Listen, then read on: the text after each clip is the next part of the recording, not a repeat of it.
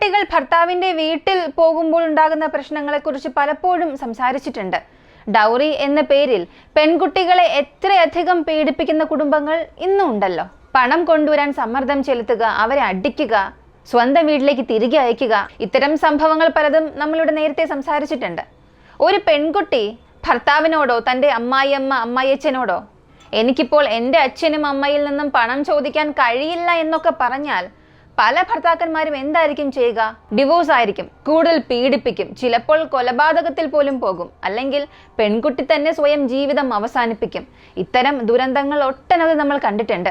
ഇന്ന് പറയാൻ പോകുന്ന സംഭവം ഇതുപോലെ തന്നെയാണ്. പക്ഷേ വളരെ വിവാദകരവും ഞെട്ടിപ്പിക്കുന്നതുമായ വളരെ വ്യത്യസ്തമായ ഒരു കാര്യമാണ്. ഒരു ഭർത്താവിന്റെ നീച പ്രവൃത്തി, അതോടൊപ്പം ദൈവത്തെ ആരാധിക്കാൻ പോകുന്ന സ്ത്രീകൾ പോലും ചതിക്കപ്പെടുന്നുണ്ട് എന്നുള്ളതിന്റെ ഒരു ഉദാഹരണം.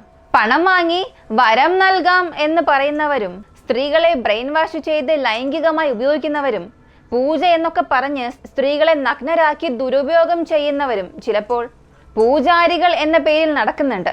ഇത്തരം സംഭവങ്ങളും നമ്മൾ ഇതിനു മുൻപ് പറഞ്ഞിട്ടുണ്ട്. ഇന്നത്തെ ഈ സംഭവത്തിൽ ചെന്നൈയിലെ 27 വയസ്സുകാരി, അവരുടെ പേര് അഞ്ജലി. അഞ്ജലി എന്നത് നമ്മൾ ഇവർക്ക് നൽകിയ ഒരു പേരാണ്. ഇവരുടെ യഥാർത്ഥ പേര്, വിവരം, ഫോട്ടോസ് ഒന്നും പോലീസ് ഇതുവരെ പുറത്തുവിട്ടിട്ടില്ല. അഞ്ജലിയുടെ ജീവിതം, വിവാഹം കഴിഞ്ഞ് 2 വർഷത്തിലേറെയായി. ഭർത്താവ് ഒരു പ്രൈവറ്റ് കമ്പനിയിൽ ജോലി ചെയ്യുന്നു. ജീവിതം ആദ്യം വളരെ നന്നായി തന്നെ പോവുകയായിരുന്നു. എന്നാൽ പിന്നീട് ഭർത്താവ് ഡൗറി ചോദിച്ച് ബുദ്ധിമുട്ടിക്കാൻ തുടങ്ങി. ഇങ്ങനെ അഞ്ജലിയുടെ ജീവിതം ദിനം പ്രതി ഭാരമേറിക്കൊണ്ടിരിക്കുകയായിരുന്നു. വീട്ടിലെ ജീവിതം, ഭർത്താവിന്റെ പീഡനം, കുഞ്ഞില്ലാത്തതിന്റെ വിഷമം, ഇതെല്ലാം കൊണ്ട് അവളുടെ മനസ്സ് തകരുകയായിരുന്നു. എപ്പോഴാണ് തന്റെ ജീവിതം ഒന്ന് ശരിയാവുക എന്ന് കരഞ്ഞുകൊണ്ട് അവൾ ദിവസവും ക്ഷേത്രത്തിലേക്ക് പോകാറുണ്ട്. ഈ പ്രശ്നങ്ങൾക്കൊക്കെ ദൈവം ഒരു പരിഹാരം തരുമെന്ന് അവൾ വിശ്വസിച്ചു.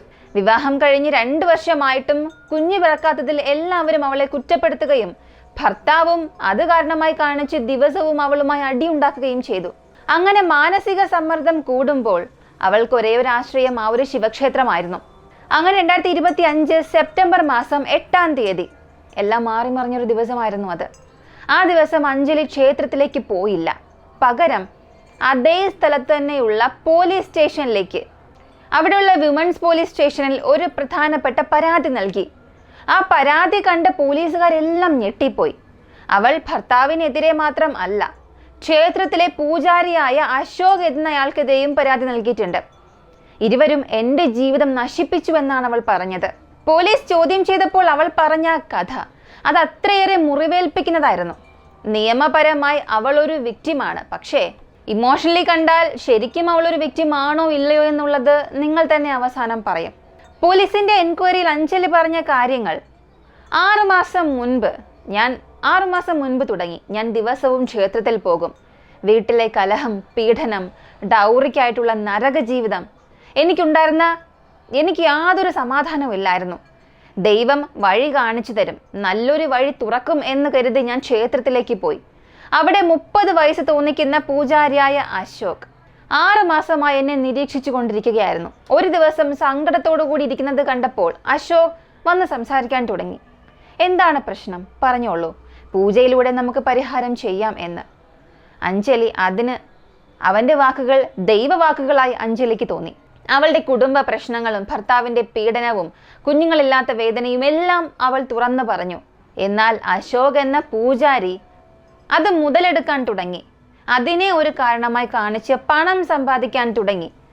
ഒന്നിനു ശേഷം മറ്റൊന്ന് പറഞ്ഞ് വിവിധ പൂജകൾ നിർദ്ദേശിക്കുകയും അവയിൽ നിന്നും പണം പിരിക്കുകയും ചെയ്തു. എന്നാൽ പല പൂജകൾ ചെയ്തിട്ടും അഞ്ജലിയുടെ ജീവിതത്തിൽ മാറ്റം വരാതായപ്പോൾ ഈ അശോക് പുതിയൊരു കഥ മുന്നോട്ട് വച്ചു. അശോകിന്റെ പുതിയ പരിഹാരം എന്തെന്നറിയണ്ടേ? നിങ്ങളിൽ വളരെ നെഗറ്റീവ് എനർജി ഉണ്ട്. പൂജയിലൂടെ അതൊന്നും നീക്കം ചെയ്യാനാകില്ല. നിങ്ങളുടെ ശരീരത്തിൽ മുഴുവനും ചീത്ത ശക്തികൾ അടഞ്ഞിരിക്കുകയാണ്. അങ്ങനെ പറഞ്ഞ് അവനൊരു പ്രത്യേക ഉത്രാട മണിമാല വിൽക്കാൻ നോക്കി. അതിൻ്റെ വില വളരെ വലുതായിരുന്നു. ഈ ഒരു മാല ആദ്യം നിങ്ങൾ വാങ്ങണം. പിന്നീട് നമുക്ക് വടപഴനി മുരുകൻ ക്ഷേത്രത്തിലേക്ക് പോയി ഒരു പൂജ ചെയ്യണം. എങ്കിൽ മാത്രമേ ഈ മാലയിൽ ശക്തി വരികയുള്ളൂ എന്നും പറഞ്ഞു. ഇങ്ങനെ അഞ്ജലിയുടെ വികാരങ്ങളെയും പ്രശ്നങ്ങളെയും അവൻ ചൂഷണം ചെയ്യുകയായിരുന്നു. അവൻ്റെ ആ കുടുക്കിലേക്ക് അവളെ ആകർഷിക്കുകയായിരുന്നു. അഞ്ജലിക്ക് ഈ സമയത്ത് മനസ്സിൽ ഒരേ ഒരു കാര്യം മാത്രമേ ഉണ്ടായിരുന്നുള്ളൂ. അശോക് പറയുന്നത് പോലെ വടപഴനി ക്ഷേത്രത്തിലേക്ക് പോകുന്നത് അത്യാവശ്യമാണ്. അവനെ വിശ്വസിക്കാതെ അവൾക്ക് മറ്റു മാർഗം ഉണ്ടായിരുന്നില്ല. ആ ഒരു മാല ധരിച്ചു കഴിഞ്ഞാൽ അടുത്ത കുറച്ച് മാസത്തിനുള്ളിൽ കുഞ്ഞ് ജനിക്കും എന്ന് പറഞ്ഞപ്പോൾ അഞ്ജലിയുടെ മനസ്സ് പൂർണ്ണമായും അവൻ്റെ വാക്കുകളിൽ അങ്ങ് പതിഞ്ഞുപോയി. അങ്ങനെ അവർ ഒരുമിച്ച് 2025 ഓഗസ്റ്റ് മാസം 20 പൂജയ്ക്ക് തിരഞ്ഞെടുത്തു. ആ ദിവസം അവൾ എഴുന്നേറ്റ് കുളിച്ച് സാരിയൊക്കെ ധരിച്ച് ക്ഷേത്രത്തിലേക്ക് പോകണമെന്ന് ഭർത്താവിനോട് പറഞ്ഞു. ക്ഷേത്രത്തിന് വേണ്ട സാധനങ്ങളൊക്കെ എടുത്ത് അവൾ നേരെ ശിവക്ഷേത്രത്തിലേക്ക് പോയി. അവിടെ അശോക് അവളെ കാത്തിരുന്നു. രണ്ടുപേരും ബസ് കയറി മുരുകൻ ക്ഷേത്രമുള്ള വടപഴനിയിലേക്ക് യാത്രയായി. അവിടെ എത്തിയപ്പോൾ സമയം ഏകദേശം 12-1 മണിയോടടുത്തു. പക്ഷെ അപ്പോഴേക്കും ക്ഷേത്രനട അടച്ചിരുന്നു. സാധാരണ 11 മണിക്ക് തന്നെ നട അടയ്ക്കും. വൈകിട്ട് 4 മണിക്ക് മാത്രമാണ് വീണ്ടും തുറക്കുക. ഇത് അശോകിന് നന്നായി അറിയാമായിരുന്നു. അതുകൊണ്ട് തന്നെയാണ് അവൻ അറിഞ്ഞുകൊണ്ട് വൈകിപ്പിച്ച് അഞ്ജലിയെ കൊണ്ടുവന്നത്. നട തുറക്കാൻ വൈകും. അതിനിടെ എൻ്റെ ബന്ധുവിൻ്റെ വീട് അടുത്താണ്. അവിടേക്ക് പോയി 4 മണി വരെ നമുക്ക് കാത്തിരിക്കാം. അവിടെ നിന്ന് ഉച്ചഭക്ഷണം കഴിക്കാം. 4 മണിക്ക് നമുക്ക് തിരിച്ചു വരാം. പ്രശ്നമൊന്നും ഇല്ലല്ലോ എന്ന് അവളെ സമ്മതിപ്പിച്ചു. അഞ്ജലിക്ക് ആ സമയം വിശക്കുന്നുണ്ടായിരുന്നു. എത്ര സമയം ഇനി ഇവിടെ കാത്തിരിക്കും? ഒന്ന് വീട്ടിൽ പോയിരിക്കുന്നത് നല്ലതല്ലേ എന്ന് ചിന്തിച്ച അവൾ അശോകിനെ പിന്തുടർന്നു. ക്ഷേത്രത്തിൽ നിന്നും 10 മിനിറ്റ് ദൂരം നടന്നാൽ ഒരു വീടെത്തും. അവിടെ എത്തിയപ്പോൾ ആ വീട് പൂട്ടിയിരിക്കുകയായിരുന്നു. പൂട്ടിയിരിക്കുകയാണല്ലോ എന്ന് അഞ്ജലി ചോദിച്ചപ്പോൾ അശോക് തൻ്റെ പോക്കറ്റിൽ നിന്നും ഒരു താക്കോൽ എടുത്തിട്ട് പറഞ്ഞു, ബന്ധുക്കൾ എവിടെയെങ്കിലും പോയിട്ടുണ്ടാകാം. എൻ്റെ കയ്യിൽ മറ്റൊരു താക്കോലുണ്ട്. ആരെങ്കിലും വന്നാൽ ഉള്ളിലിരിക്കട്ടെ എന്നാണ് അവർ പറഞ്ഞത്. നമുക്ക് അകത്തിരിക്കാം. ഭക്ഷണം പുറത്തുനിന്ന് ഓർഡർ ചെയ്യാം. 4 കഴിഞ്ഞാൽ ക്ഷേത്രത്തിലേക്ക് പോകാം. പ്രശ്നമൊന്നും ഇല്ലല്ലോ എന്നും പറഞ്ഞു. ഇങ്ങനെ അവളുടെ സംശയങ്ങളും ഭയങ്ങളും എല്ലാം അശോക് ശമിപ്പിച്ചു. അഞ്ജലിയും വിശ്വസിച്ചു. അവർ വീട്ടിൽ കയറിയ ഉടനെ അശോക് വാതിലടച്ച് താക്കോൽ കയ്യിൽ തന്നെ വച്ചു. അകത്ത് കയറി രണ്ടുപേരും റിഫ്രഷായി. പിന്നീടാണ് അശോകിന്റെ യഥാർത്ഥ മുഖം അവൾ തിരിച്ചറിയാൻ തുടങ്ങുന്നത്. അശോക് അനാവശ്യമായി അവളെ സമീപിക്കാൻ തുടങ്ങി. പെട്ടെന്ന് അവളുടെ കൈ തൊടാൻ അവൻ ശ്രമിച്ചു. ഇപ്പൊ അഞ്ജലിക്ക് മനസ്സിലായി ഇവൻ എന്തോ തെറ്റായ കാര്യങ്ങൾ ചെയ്യാൻ പോവുകയാണെന്ന്. അവൾ പെട്ടെന്ന് കൈ പിടിച്ചു മാറ്റി. പൂജാരി ഇങ്ങനൊന്നും ചെയ്യാൻ പാടില്ല. നിങ്ങൾ എന്താണ് ഇങ്ങനെയൊക്കെ ചെയ്യുന്നതെന്ന് ചോദിച്ചപ്പോൾ അശോക് വീണ്ടും അവളെ ബ്രെയിൻ വാഷ് ചെയ്യാൻ തുടങ്ങി. ഇവിടെ വരുന്നതിന് മുൻപ് ഞാൻ ചില കാര്യങ്ങൾ പറഞ്ഞല്ലോ. നിന്റെ ശരീരത്തിൽ വലിയ നെഗറ്റീവ് എനർജി ഉണ്ട്. പൂജ ചെയ്താൽ മാത്രം അത് പോകില്ല. നീ ആദ്യം ശുദ്ധയാകണം. അതിന് ഒരേ ഒരു മാർഗം മാത്രമേ ഉള്ളൂ. എനിക്ക് സേവ ചെയ്യണം. ഞാൻ ദൈവത്തിന് സേവ ചെയ്യുന്ന ഒരാളാണല്ലോ. നീ എന്നെ സേവിച്ചാൽ മാത്രമേ നിന്റെ ശരീരവും മനസ്സും ശുദ്ധമാവുകയുള്ളൂ. നീ ശുദ്ധയായ ശേഷം ക്ഷേത്രത്തിൽ ചെന്ന് നട തുറന്ന് അവിടെ വെച്ച് ഈ മാല ധരിപ്പിക്കാം. അപ്പോൾ തീർച്ചയായും നിനക്ക് കുഞ്ഞ് ജനിക്കും. ഇങ്ങനെ അവളെ മാനസികമായി പിടിച്ചടക്കുകയായിരുന്നു അവൻ. അവളുടെ ജീവിതം മുഴുവനും പ്രശ്നങ്ങളാൽ നിറഞ്ഞതായിരുന്നു. എന്ത് ചെയ്യണമെന്ന് പോലും അറിയാത്ത അവസ്ഥയിൽ അശോക് പറഞ്ഞ ഈ വാക്കുകൾ അവൾക്ക് ശരിയാണെന്ന് തോന്നി. ഇവൻ പറയുന്നത് കേട്ടാൽ എൻ്റെ ദുരിതങ്ങളെല്ലാം മാറുമെന്ന ചിന്തയിൽ അവൾ അവനെ സേവ ചെയ്യാൻ സമ്മതിച്ചു. ഈ സേവ എന്ന് പറയുന്നത് അതിൻ്റെ യഥാർത്ഥ അർത്ഥം അശോകിന് വേണ്ടിയിരുന്നത് ദൈവപൂജയൊന്നും അല്ലായിരുന്നു. അഞ്ജലി ലൈംഗികമായി ഉപയോഗിക്കുകയായിരുന്നു. അവളെ ആദ്യ ദിവസം ക്ഷേത്രത്തിൽ കണ്ടപ്പോൾ തന്നെ ഈ പെൺകുട്ടിയുമായി ഒരു ബന്ധം സ്ഥാപിക്കണമെന്ന് തീരുമാനിച്ചിരുന്നു. തുടർന്നുള്ള ഓരോ ദിവസവും അവളുടെ വിശ്വാസം നേടിയെടുത്തു. നിരന്തരം ബ്രെയിൻ വാഷ് ചെയ്തു. അവളെ വീട്ടിലേക്ക് കൊണ്ടുവന്നു. ഇത് ദേവസേവയാണെന്നും പറഞ്ഞ് അവളെ ഒരു ലൈംഗിക ബന്ധത്തിലേക്ക് വലിച്ചിഴച്ചു. അഞ്ജലിയും താൻ ചെയ്യുന്ന കാര്യം തെറ്റാണ് എന്നറിഞ്ഞിട്ടും ഇതിലൂടെ ഒരു പക്ഷെ എൻ്റെ ജീവിതം ശരിയാകും എന്നൊക്കെ തെറ്റിദ്ധരിച്ച് അവൾ അതിൽ വീണു. രണ്ടുപേരും ശാരീരിക ബന്ധത്തിലേർപ്പെട്ടു. അവൻ പറഞ്ഞതെല്ലാം കള്ളമായിരുന്നു. അഞ്ജലിയെ കൊണ്ടുവന്ന ആ ഒരു വീട് ക്ഷേത്രത്തിനടുത്ത് തീർത്ഥാടകരെ താമസിപ്പിക്കാൻ അശോക് തന്നെ വാങ്ങിയ ഒരു വാടക വീടായിരുന്നു. അവൻ്റെ ബന്ധുവിൻ്റെ വീടാണ് എന്നൊക്കെ പറഞ്ഞത് വെറും നാടകം മാത്രം. സ്വന്തം വീട്ടിലേക്കാണ് അവൻ അവളെ കൊണ്ടുവന്നത്. അശോകിന് ഭാര്യയും മക്കളും ഒക്കെ ഉണ്ടായിരുന്നു. എന്നാൽ അവർക്കൊന്നും അറിയാതെ അഞ്ജലിയോടൊപ്പം രഹസ്യ ബന്ധം പുലർത്തണമെന്ന് അവൻ്റെ മനസ്സിൽ നേരത്തെ അവൻ തീരുമാനിച്ചിരുന്നു. ആദ്യം ഇതെല്ലാം അഞ്ജലിക്ക് അസഹ്യമായിരുന്നു. പിന്നീട് അവൾ തന്നെ ചില കാര്യങ്ങൾക്ക് വഴങ്ങി. അവൾക്ക് ആ ഒരു ബന്ധത്തിൽ എന്തോ ഒരു ആശ്വാസം കിട്ടി. ഭർത്താവിൽ നിന്ന് ഒന്നും തന്നെ ലഭിക്കുന്നില്ല. അവൻ എന്നെ ദിവസവും പീഡിപ്പിക്കുകയാണ്. കുഞ്ഞുമില്ല. കുറഞ്ഞത് ഇവനെങ്കിലും എന്നെ സ്നേഹത്തോടു കൂടി കാണുന്നല്ലോ. ആ ഒരു ധാരണയിൽ അഞ്ജലിയുടെ മനസ്സ് ദിവസങ്ങൾക്കുള്ളിൽ തന്നെ അവന് വഴങ്ങി. ഇങ്ങനെ അവർ പല തവണ വടപഴനി ക്ഷേത്രത്തിലേക്ക് പോകാൻ തുടങ്ങി. ഓരോ തവണയും ക്ഷേത്രം അടയ്ക്കുന്ന സമയത്ത് എത്തി മുൻപത്തെ പോലെ അവൻ്റെ വീട്ടിലേക്ക് പോകും. പൂജ എന്ന പേരിൽ ഓരോ പ്രാവശ്യവും അഞ്ജലിയെ ലൈംഗികമായി ഉപയോഗിച്ച ശേഷം ക്ഷേത്രത്തിലേക്ക് കൊണ്ടുപോയി രുദ്രാക്ഷമാല ധരിപ്പിക്കും. ഇപ്പോൾ നിന്റെ ശരീരം ശുദ്ധിയായി, ഇനി കുഞ്ഞ് തീർച്ചയായും ജനിക്കും എന്നൊക്കെയായിരുന്നു ബ്രെയിൻ വാഷ് ചെയ്തുകൊണ്ടിരുന്നത്. ചിന്തിക്കുക, ഇതെല്ലാം ചെയ്തത് ഒരു പൂജാരിയാണ്. അല്ലല്ല, ഏറ്റവും അപകടകാരിയായ ഒരു വ്യഭിചാരി എന്ന് വേണമെങ്കിൽ പറയാം. ഇത്തരം ഒരു പൂജാരി പറയുന്ന കാര്യങ്ങൾക്ക് ആരെങ്കിലും വിശ്വസിക്കുമോ? നിങ്ങൾ തന്നെ ചിന്തിച്ചു നോക്കുക. കുഞ്ഞ് വേണമെന്ന് പ്രാർത്ഥിച്ചുകൊണ്ട് ഇവൻ്റെ അടുത്തേക്ക് വന്നപ്പോൾ ഇവൻ തന്നെ കുഞ്ഞു നൽകാനുള്ളൊരു പദ്ധതിയിലാണ്. നിന്റെ ഭർത്താവിന് കഴിവില്ല, ഉള്ളിൽ നിന്നുള്ള ദൈവശേഷിയിലൂടെ ഞാൻ നിനക്ക് കുഞ്ഞു നൽകും. ഈ ഒരു പിശാചിൻ്റെ വാക്കായിരുന്നു അവൻ ഉണ്ടായിരുന്നത്. അങ്ങനൊരു നീചത്വമാണ് ചെയ്യാൻ തുടങ്ങിയത്. 2025 പോലും ഇത്തരത്തിലുള്ള ചൂഷണങ്ങൾ നടക്കുന്നു എന്നുള്ളത് അഞ്ജലിക്ക് പോലും മനസ്സിലായില്ല എന്നുള്ളതാണ് അത്ഭുതകരം. ക്ഷേത്രത്തിന്റെ അകത്ത് നിൽക്കുന്നത് ദൈവത്തിന് സേവ ചെയ്യുന്നവരാണ്. അത് ശുദ്ധമായ സ്ഥലമാണ്, മലിനമാകാൻ പാടില്ല എന്നതിനു വേണ്ടി ഭക്തരെ പുറത്തു നിന്നുകൊണ്ട് തന്നെ കുമ്പിടാൻ ആവശ്യപ്പെടും. എന്നാൽ ഇങ്ങനെയുള്ള നീചന്മാരാണ് അടച്ച വാതിലുകൾക്കുള്ളിൽ എല്ലാ തരം മലിനതയും ചെയ്യുന്നത്. ഇങ്ങനെ അഞ്ജലിയുടെ ജീവിതം പൂർണ്ണമായും അശോകിന്റെ കീഴിലായി. ആഴ്ചകളോളം അഞ്ജലിയുടെ ജീവിതം ഇങ്ങനെ കടന്നുപോയി. ആഴ്ചയുടെ അവസാനം അശോകിനൊപ്പം ദിവസവും ക്ഷേത്രയാത്ര. വീട്ടിലേക്ക് തളർന്നാണ് എത്തുന്നത്. ഭർത്താവിനോട് സംസാരിക്കുന്നതും കുറഞ്ഞു. ഇതെല്ലാം അവളുടെ ഭർത്താവ് ശ്രദ്ധിക്കാൻ തുടങ്ങി. എന്താണ് ഇത്രയൊക്കെ ക്ഷേത്രയാത്ര? ശനിയാഴ്ച പോയാൽ പിന്നെ ഞായറാഴ്ച വരെ വരില്ല. എവിടെയാണ് അവൾ പോകുന്നതെന്ന സംശയം അവൻ്റെ മനസ്സിൽ ഉയർന്നു വന്നു. അങ്ങനെ 2025 ഓഗസ്റ്റ് 20 അഞ്ജലി പറഞ്ഞ പൂജയുടെ ദിവസം വന്നു. അന്നത്തെ ദിവസം അവളെ രഹസ്യമായി പിന്തുടരാൻ ഭർത്താവ് തീരുമാനിച്ചു. അതുപോലെ ചെയ്തു. അഞ്ജലി ആദ്യം ശിവക്ഷേത്രത്തിലേക്ക് പോയി. അവിടെ ഓരോ ചുവടുകളും അവൻ നിരീക്ഷിക്കുന്നുണ്ടായിരുന്നു. അഞ്ജലിയും അശോകും ഒരുമിച്ച് ബസ് കയറി വടപഴനിയിലേക്ക് പോയി. ക്ഷേത്രത്തിൽ കയറും എന്നാണ് കരുതിയത്. പക്ഷെ അവരകത്തേക്ക് കയറിയില്ല. വാതിൽ വരെ പോയിട്ട് തിരികെ വന്നു. വീണ്ടും അവരെ പിന്തുടർന്നു പോയി. അവർ നേരെ പോയത് ഒരു വീട്ടിലേക്കാണ്. അവർ വീടിനുള്ളിൽ കയറി. ഇപ്പോൾ ആ ഭർത്താവിൻ്റെ മനസ്സ് തകർന്നു പോയി. ജനാലയിലൂടെ അകത്ത് എന്ത് സംഭവിക്കുന്നു എന്ന് നോക്കാൻ ശ്രമിച്ചു. അവിടെ അയാൾ കണ്ട ആ ദൃശ്യം തൻ്റെ ജീവിതത്തെ മുഴുവനും തകർക്കുന്ന ഏറ്റവും വലിയ ഞെട്ടലായിരുന്നു. സ്വന്തം ഭാര്യ അഞ്ജലി പൂജാരി എന്ന് വിളിക്കപ്പെടുന്ന അശോകിനൊപ്പം ലൈംഗിക ബന്ധത്തിൽ ഏർപ്പെടുന്നതാണ് അയാൾ കണ്ടത്. അവിടെ യാതൊരു ബലപ്രയോഗമോ ആക്രമണമോ ഒന്നും ഉണ്ടായിരുന്നില്ല. അവൾക്ക് നേരെ ഒരു നിർബന്ധവും ഇല്ലായിരുന്നു. അവൾ തന്നെ ആഗ്രഹിച്ചാണ് ഇങ്ങനെയെല്ലാം സംഭവിക്കുന്നതെന്ന് അയാൾക്ക് മനസ്സിലായി. ഇത്തരമൊരു സ്ഥിതി ഒരു ഭർത്താവിനും ഉണ്ടാകാൻ പാടില്ല. ആ ഒരു സാഹചര്യത്തിൽ ഒരു ഭർത്താവ് എന്തായിരിക്കും ചെയ്യുക? കൊലപാതകവും കലഹങ്ങളും നടക്കുന്ന നിരവധി സംഭവങ്ങൾ നമ്മൾ കണ്ടിട്ടുണ്ട്. പക്ഷെ ഇയാൾ അങ്ങനെ ചെയ്തില്ല. അവൻ തൻ്റെ മൊബൈൽ എടുത്തു. 10 മിനിറ്റോളം അവരുടെ വീഡിയോ ചിത്രീകരിച്ചു. അതിനുശേഷം വാതിൽ തട്ടി അകത്ത് കയറി അശോകിനെ ശക്തമായി അടിച്ചു. എല്ലാ സ്ത്രീകളെയും നീ വീട്ടിലേക്ക് ഇതിനു വേണ്ടിയാണോ കൊണ്ടുവരുന്നത്? ഇതിനു വേണ്ടിയാണോ ഈ വീട് നീ എടുത്തത്? ഇങ്ങനെ അശോകിനെ അടിച്ച് ചോദ്യം ചെയ്യാൻ തുടങ്ങി. അശോക് ക്ഷമ ചോദിച്ചിട്ടും ഭർത്താവിൻ്റെ ദേഷ്യം കുറഞ്ഞില്ല. അഞ്ജലി ഭയന്നൊരു മൂലയ്ക്ക് നിൽക്കുകയായിരുന്നു. തെറ്റ് ചെയ്തു എന്നറിയാം, പക്ഷെ ഇപ്പോൾ ഭർത്താവ് എന്ത് ചെയ്യുമെന്നറിയാത്ത ഭയത്തിലായിരുന്നു. എന്നാൽ ഭർത്താവ് അടുത്ത് പറഞ്ഞ വാക്ക് അവരൊട്ടും പ്രതീക്ഷിക്കാത്തതായിരുന്നു. അവൻ ആ ഫോൺ എടുത്ത് വീഡിയോ കാണിച്ചു കൊടുത്തു. നിങ്ങൾ രണ്ടുപേരും ഞാൻ അറിയാതെ തെറ്റ് ചെയ്തു. ഇതിന് നിങ്ങൾ രണ്ടുപേരും പ്രായശ്ചിത്തം ചെയ്യണം. എനിക്ക് 10 ലക്ഷം രൂപ വേണം. കിട്ടാത്ത പക്ഷം അശോക്, നിന്റെ കുടുംബത്തിനും സമൂഹത്തിനും ക്ഷേത്രത്തിലും എല്ലാം ഞാൻ ഈ വീഡിയോ കാണിക്കും. നിന്റെ ജീവിതം തകർന്നു പോകും. അഞ്ജലിക്കും സമ്മർദ്ദമുണ്ടായിരുന്നു. നീയും എനിക്ക് 10 ലക്ഷം രൂപ നൽകണം, അല്ലെങ്കിൽ നിന്റെ അച്ഛനും അമ്മയ്ക്കും ഞാനത് കാണിച്ചു കൊടുക്കുമെന്നും പറഞ്ഞു. അശോകിനിപ്പോൾ വല്ലാത്ത ഭയമായി. എന്ത് ചെയ്യും? തെറ്റ് ചെയ്തു. കുടുംബം അറിഞ്ഞാൽ എല്ലാം തകർന്നു പോകും.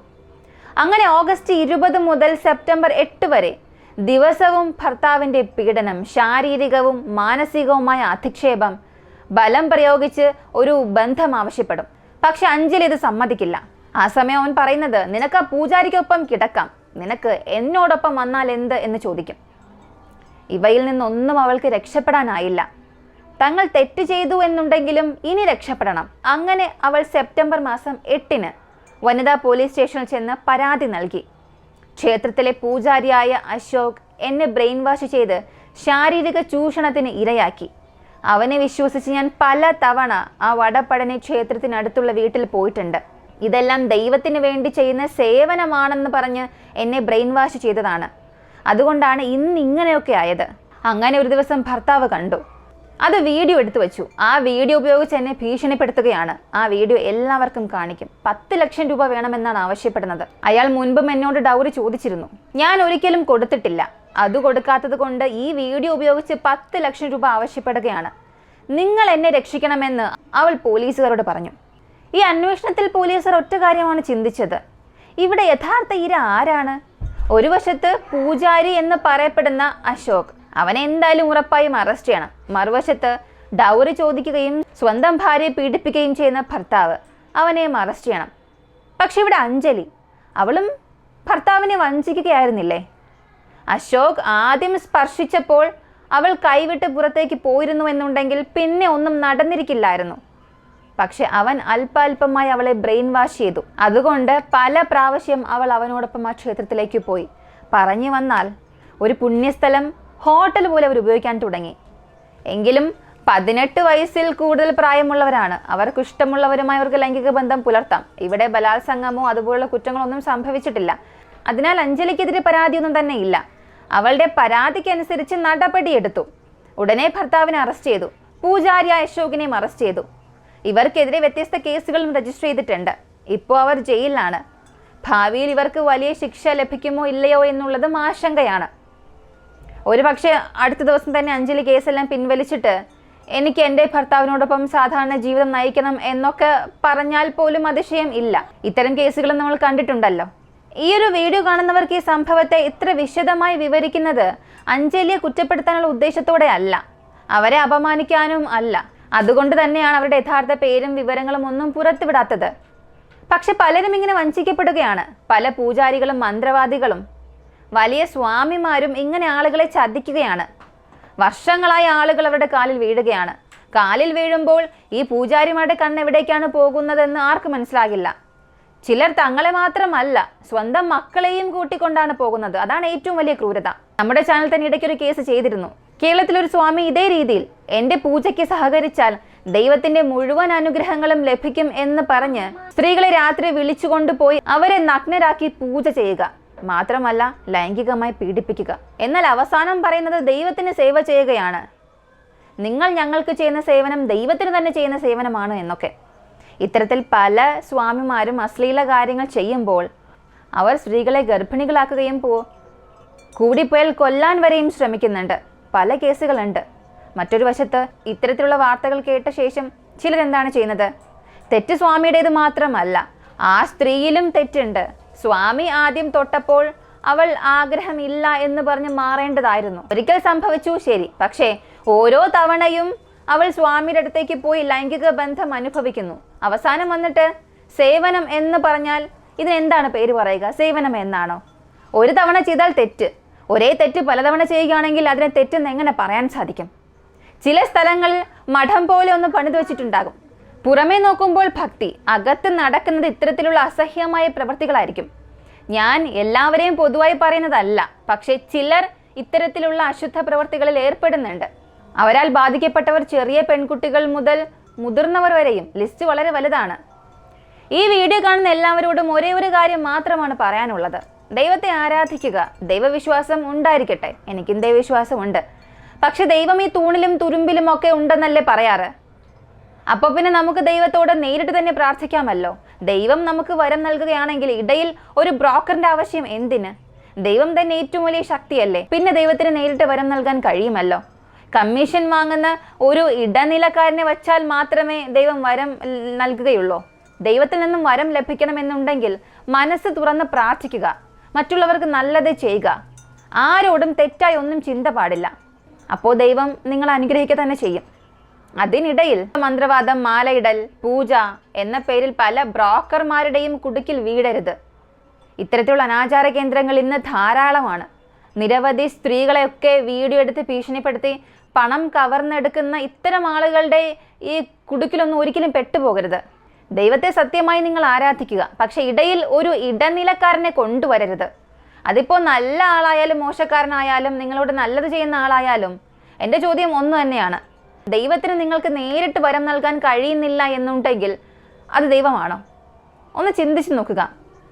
ഈ ഒരു സംഭവം ഇത്ര വിശദമായി പറയുന്നതിലൂടെ ഒരു സാമൂഹിക ബോധവൽക്കരണം ഉണ്ടാകണമെന്നാണ് വിശ്വസിക്കുന്നത്. അടുത്ത തവണ നിങ്ങൾ ഇങ്ങനെയുള്ളവരുടെ കുടുക്കിലൊന്നും ഒരിക്കലും വീഴാൻ പാടില്ല.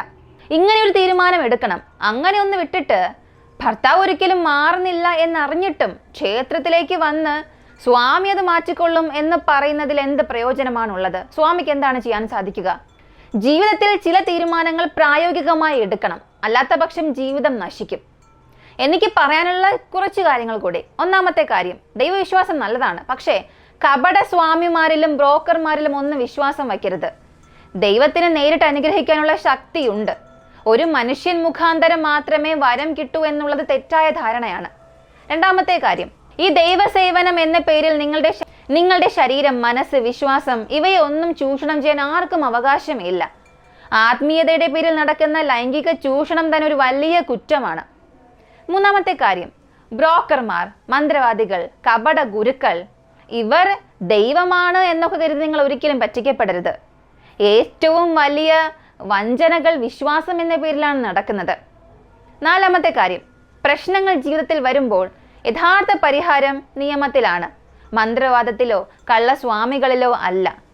ഒരു പീഡനപരമായ വിവാഹത്തിൽ നിന്നും വിടുതൽ വേണമെന്നുണ്ടെങ്കിൽ പോലീസ്, നിയമം, കോടതി ഇതൊക്കെയാണ് മാർഗം. അഞ്ചാമത്തെ കാര്യം, സ്ത്രീകളിൽ പലരും ഭയം, കുറ്റബോധം, വിശ്വാസ ദൗർബല്യം എന്നിവ കാരണം ചതിക്കപ്പെടുകയാണ്. മനഃശക്തി, അവബോധം, വിദ്യാഭ്യാസം ഇവയൊക്കെയാണ് ഇത്തരം കുടുക്കളിൽ നിന്നും രക്ഷപ്പെടാനുള്ള ഒരു ആയുധം. ആറാമത്തെ കാര്യം, മതം ഒരിക്കലും ചൂഷണത്തിനോ പണത്തിനോ ഉപയോഗിക്കാനുള്ള ഒരു ഉപകരണം അല്ല. മതം മനുഷ്യന്റെ ഉള്ളിലെ നന്മയെ ശക്തിപ്പെടുത്താനാണ്, ദുർബലപ്പെടുത്താനല്ല. ഏഴാമത്തെ കാര്യം, പ്രായോഗികമായി ജീവിക്കണം. വികാരങ്ങളെയും അന്ധവിശ്വാസങ്ങളെയും മാത്രം ആശ്രയിച്ചാൽ ജീവിതം നശിക്കും. മറ്റു രീതിയിൽ പറഞ്ഞാൽ, ദൈവത്തെ വിശ്വസിക്കുക. ദൈവത്തിന്റെ പേരിൽ മനുഷ്യരെ എല്ലാവരെയും അങ്ങനെ വിശ്വസിക്കരുത്. അല്ലെങ്കിൽ പറഞ്ഞു വന്നാൽ, വിശ്വാസം നിങ്ങളെ രക്ഷിക്കട്ടെ, അന്ധവിശ്വാസം നിങ്ങളെ നശിപ്പിക്കാതിരിക്കട്ടെ. ഈ ഒരു വീഡിയോയെക്കുറിച്ചുള്ള നിങ്ങളുടെ അഭിപ്രായം എന്താണെന്നുള്ളത് കമന്റിൽ പറയുക. ഇങ്ങനെയുള്ള വളരെ വ്യത്യസ്തമായ കേസുകളെ കുറിച്ച് അറിയാൻ താല്പര്യമുള്ളവരാണ് നിങ്ങളെങ്കിൽ ഇപ്പോൾ തന്നെ നമ്മുടെ ചാനൽ സബ്സ്ക്രൈബ് ചെയ്യുക. ഇതുവരെയും ഒരു ലൈക്ക് പോലും ചെയ്യാതെ കണ്ടുകൊണ്ടിരിക്കുന്നവരാണ് നിങ്ങളെങ്കിൽ ദയവ് ചെയ്ത് ഒരു ലൈക്ക് ചെയ്ത് സപ്പോർട്ട് ചെയ്യുക. നിങ്ങൾ നൽകുന്ന ഒരു ലൈക്കോ കമൻസോ ഒക്കെ ആയിരിക്കും നമ്മളൊരു വീഡിയോ ചെയ്യാൻ ഒരുപാട് എഫേർട്ട് ഇടുന്നുണ്ട്, പക്ഷെ അതിനനുസരിച്ചുള്ള വ്യൂസോ ലൈക്സോ കമൻസോ ഒന്നും തന്നെ വരാറില്ല.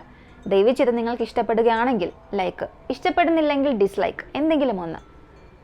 ഇതുവരെയും ചാനൽ സബ്സ്ക്രൈബ് ചെയ്യാതെ കണ്ടുകൊണ്ടിരിക്കുന്നവരാണെങ്കിൽ ഈ ചാനൽ നിങ്ങൾക്ക് ഇഷ്ടമാണെങ്കിൽ സബ്സ്ക്രൈബ് ചെയ്യുക. മറ്റൊരു വീഡിയോയുമായി വീണ്ടും കാണാം.